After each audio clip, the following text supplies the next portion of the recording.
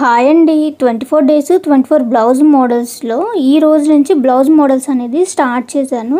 Day 1 day 2 క్లాసులో normal measurement బ్లౌజ్తో అలానే body measurement బ్లౌజ్తో ఎలా కటింగ్ అండ్ స్టిచ్ చేయాలి అనేది పోస్ట్ చేశాను కాబట్టి ఇక నుంచి కటింగ్ లేకుండా ఓన్లీ డైరెక్ట్గా మోడల్ మాత్రమే ఎలా స్టిచ్ చేయాలనేది ఇక్కడ ఎక్స్ప్లెయిన్ చేస్తాను. బ్లౌజ్ మోడల్స్ అనేవి సింపుల్ నుంచి స్టార్ట్ చేసుకొని హెవీగా నేర్చుకుంటే చాలా ఈజీగా ఉంటుంది కాబట్టి ప్రజెంట్ ట్రెండింగ్లో ఉన్న బాక్సెస్ మోడల్ ఇక్కడ ఎక్స్ప్లెయిన్ చేస్తున్నాను. అయితే దీనికోసం క్లాత్ని 3 into 3 inches ఉండేలాగా ఇలా చిన్న చిన్న క్లాత్స్ని కట్ చేసుకోవాలి. ఇలా కట్ చేసినట్లుగా నేను ఫోల్డ్ చేస్తున్నట్లు ఇలా ట్రయాంగిల్ షేప్లో ఫోల్డ్ చేసుకొని మరలా ఈ క్లాత్ని ఇలా ఫోల్డ్ చేసుకోవాలి. అయితే ఇక్కడ స్టిచ్ చేసేటప్పుడు కూడా కొంచెం పై వైపుకి క్రాస్గా ఉండేటట్లు స్టిచ్ చేయండి. ఇలా స్టిచ్ చేయటం వల్లనే ఇక్కడ మనకి డిజైన్ అనేది కరెక్ట్గా వస్తుంది. ఇక్కడ కట్ చేయటం కూడా క్రాస్గా ఉండేటట్లు కట్ చేయాలి. ఇలా ప్రతి క్లాత్ని ఈ విధంగానే 3 ట్రయాంగిల్స్ వచ్చేలాగా ఫోల్డ్ చేసుకొని, అంటే క్రాస్గా కుట్టడం మాత్రం క్రాస్గానే కుట్టాలి.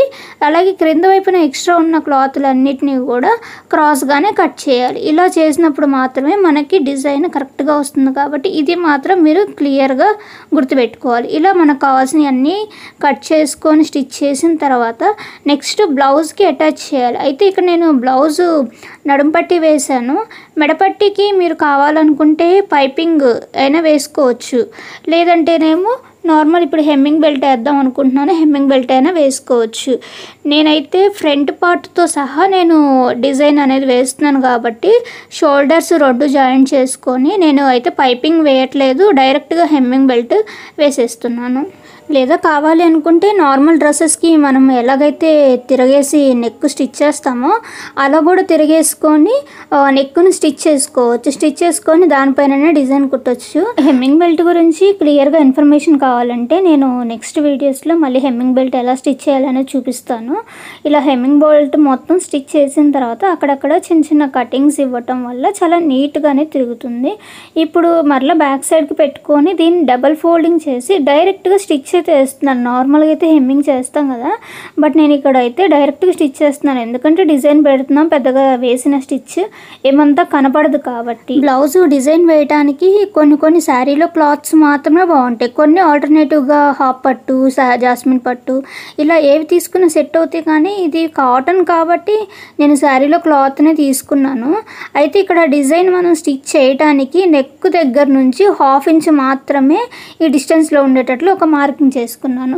ఫస్ట్ ఆఫ్ ఆల్ మనం ఇలా అన్నీ రెడీ చేసి పెట్టుకున్నాం కదా, చూడండి నేను ఈ షార్ప్నెస్ అనేది ఎటువైపు ఉండేటట్లు పెడుతున్నాను. కరెక్ట్గా మనం మార్క్ చేసుకున్న 1/2 inch లైన్ పైన ఇలా మనం రెడీ చేసుకున్న ప్రతి దాన్ని ఇట్లా పెట్టేసుకుంటూ నెక్ మొత్తం స్టిచ్ చేసుకోవాలి. ఇక్కడ ఇంకొకటి కూడా క్లియర్గా అబ్జర్వ్ చేయాలి. నేను పెడుతున్న ప్రతిదీ ఒకదానిపైన ఒకటి ఉండేటట్లుగా ప్రతి దాన్ని పెడుతున్నాను. అలా పెట్టడం వల్ల ఈ క్లాత్ని డిజైన్గా ట్రాన్స్ఫార్మ్ చేసినప్పుడు చాలా నీట్గా కూడా ఉంటుంది. సో ఈ విధంగా ఒకదానిపైన ఒకటి పెట్టేసుకొని ఫ్రంట్కి నాకు 3 మాత్రమే వచ్చినాయి. ఇప్పుడు దీన్ని ఒక బాక్స్ లాగా స్టిచ్ చేయడం కోసం ఫస్ట్ నార్మల్ సూది దారం తీసుకొని ఇక నేను ఫోల్డింగ్ చేస్తున్నట్లుగా అలా ఫోల్డ్ చేసుకొని దానిపైన ఒక 2 టాకాలు వేసుకోండి. అలా వేసుకోవడం వల్ల బాక్స్ అనేది ఆ షేప్లో ఉండిపోతుంది.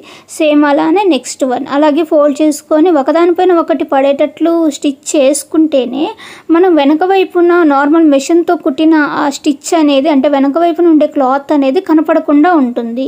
సో మనకు అలా రావాలంటే ఏం చేయాలి, ఫస్ట్లో మనం ఒకదానిపైన ఒకటి స్టిచ్ చేసుకున్నాం కదా, అలా వచ్చేటట్లు స్టిచ్ చేసుకుంటేనే ఇక్కడ కూడా ఒకదానిపైన ఒకటి బాక్స్ లాగా పెడుతున్నప్పుడు వస్తుంది.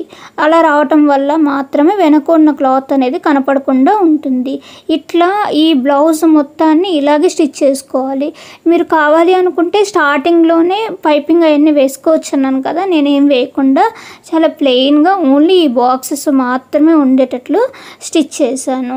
హ్యాండ్స్కి వచ్చేసి సింపుల్గా ఒక 4 మాత్రమే పెట్టాను. ఎందుకంటే క్లాత్ అనేది ఎక్స్ట్రా లేదు, ఎక్కువ మనం శారీలోంచి క్లాత్ తీయకూడదు కాబట్టి. ఐ హోప్ ఈ వీడియో మీకు బాగా నచ్చిందనేసి అనుకుంటున్నాను.